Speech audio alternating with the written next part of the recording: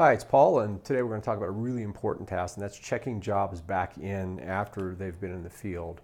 There's a fair bit of detail work on this, but it's really important that we capture all the information after the guys go out on a job for two really important reasons. First of all, Luann needs the information so she can actually create the invoice and bill the customer.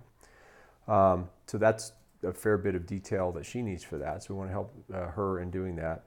And second of all, we want to capture how the job did in terms of its performance and the guy's performance, right? So each of the time the guys go out, we have an idea about how long it's going to take. We want to check and make sure that it took the right amount of time or the amount of time that we expected. If anything unusual happened, we want to figure that out. And we want to capture the amount of money that we charge the customer versus the amount of money we spent to do the job, just simply so we make sure we have a nice, efficient operation. So right now, the way we do it is the guys get a daily job record, which is your work order. And on the right-hand side, they write down the different times that they come back, right, or leave, come back, so they go out to the job site and back. And on the second page, if I turn over the second page, they actually write down the actual number of cubes and then the mileage. They have the customer sign off on that. So all the information's there for us to really do a nice analysis of how that job went. So what we're going to do is when the guys come in, they put the paperwork in the bucket out by the operations workstation. Each evening or the following morning, we want to grab that information, we want to bring it in. We want to go back to Movegistics, and we actually want to update the record. We want to close the work order and update the record for the activity that happened so that we get a good margin analysis and a good analysis of what happened for that job. So I'm going to go into Movegistics now and talk you through it. Obviously, as we've been doing in all of our training, we walk through it with you and have a little assessment quiz. But essentially, if in other videos you've learned how to create a work order, and the reason the work order is so important is it has the truck, the guys, and the timing on it, as well as the supplies and materials on it. We really want the work order to be accurate so that when we close the work order, what happens is, sorry, I'm clicking as I go, informal video. When we close the work order, then all of that information, if it was correct on the work order, it then translates over into an actual sheet that you can see in Movegistics. Meaning, if you have Travis and Davey on the work order and you close the work order, Travis and Davey will be transferred over into what's called the actuals, and we actually use Travis and Davey's pay rates to determine how much that they were going to make for that day. So super detailed stuff, all computer driven, and quite easy to do as long as each step of the way is accurate, right? If you happen to go back and redo things, that's no fun. So we're going to look at an older job. We'll talk about this one. And so when you go into the record, so let's go and look at this right here, right? So we did the work order, we put it out on the table. The guys took that work order and off they went to the job, right? They had a day, there's a series of events, and they recorded it all right here, as we talked about. They bring it back, they put it in the bucket. You now have this, right? When you have this work order, you then go into the record for the person who is, right here, right? There's the name. So I'm going to look up this particular customer. I won't say their name for privacy purposes, but do that. Okay.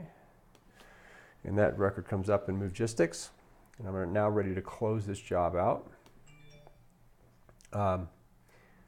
It may be the case that if there's not a work order, we have to create one, but that's kind of a one-off. Most of the time we have the work orders created, which is why we try to print them all out the night before. And the reason we take even simple work orders and put them on Movegistics is so that we can close the thing out correctly.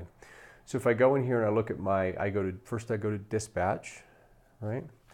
And I see here the work orders for this specific job. And what we have here, this is actually the second, this was the delivery on the date. So I'm going to go to the delivery work order because there's actually two work orders here, right? So I then going to push the button called Close Work Order, right? It's right next to where we download the work order summary, right? So Close Work Order. That processes very quickly. That's now closed. The page will refresh. And what will happen is the buttons on the bar across the top will now light up. Take a minute to come up here.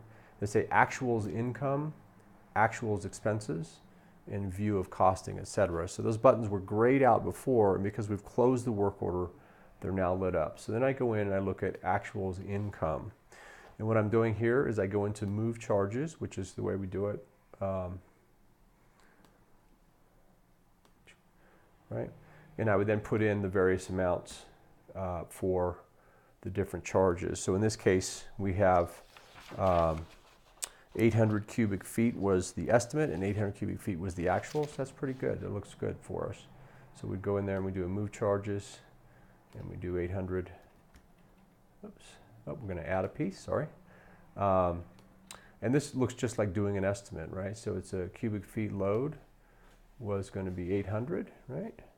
Which is what it's doing is, when we do this, it's actually pulling from the estimate. So you'll see, and once you put this in there, it works really well because it's pulling from the estimate, and then you can edit it or update it. So here we are, it's 800 cubic feet. That looks great.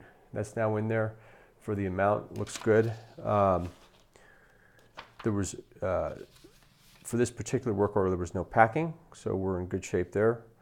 And then we're going to look at the drive time, right? So we'll add drive time, and then the drive time, we're going to put right there. This is the drive time. So if I look right here, okay, I see 8:15 they left and 9:20 they arrived. So that's about 1 hour of drive time. Okay, in this case, so we're going to have 1 hour drive time, and that's going to be at that amount there. Okay, that's great. So that's all sorted out. And I apply that.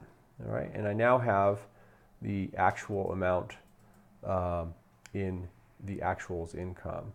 Now look at my additional services. There was none there. Storage, etc. So additional services, I'm going to put in there and take the truck fee out. So all we capture on this is the guy's effort, the guy's labor. Anything truck fee, we don't actually add in there. So we've got here charge for each set of stairs. There was 3 stair charges involved, so we leave that in there. That's $225, and we apply that. So we now have this piece done, and I hit the save button, right? And so now I have taken the estimate, I've taken what actually happened, and I've put it into Movegistics. So what actually happened is now reflected in Movegistics, okay? So that's great. So now we're going to go over to the actuals expenses, and this is where we just look at what we had to spend to get that. And that's mostly going to be around the guy's hours, right? There might be some additional charges at times, but really it's around the payroll and the amount of hours that the guys actually worked. So we open one called payroll, and on this one, we actually look at the number of hours they work. So they work, and this is all the hours they work for us. So they're from 8 in the morning to 1 in the afternoon. So 9, 10, 11, 12, 1. I still use my fingers to count the hours. I consider that a superior way to do it. So there's 5 hours there, but there's 5 hours on here. So we've got that there, and that's good. And we do this here, right? And we apply that, okay? So now the payroll is in there. Bless you, Luann. No problem. That Luann's sneeze is captured for all of time for these training videos. So and that'll be on the quiz. So we now have. We're going to save that. So I've now input what actually happened. I've input their expenses. That's all been updated. And now I can go in there and I can look at what's called the costing, and that just tells me how the whole job went. Now what this does is it really helps Luann do her job, because now she's going to take the invoice and she has something to work with. And so it makes it, really makes her life easier. And more importantly, it allows us to capture information about the job. So we can pull it up in one spot and take a view of that, and we have a nice, really nice view of that job. So This is how we check in a job and how we do this. This will take a little bit of practice. It'll take a little bit of knowledge about how we work. But once you get this, you will be performing a really valuable service, because you'll be checking in the information, allowing us to build a customer and close that job out. Thanks.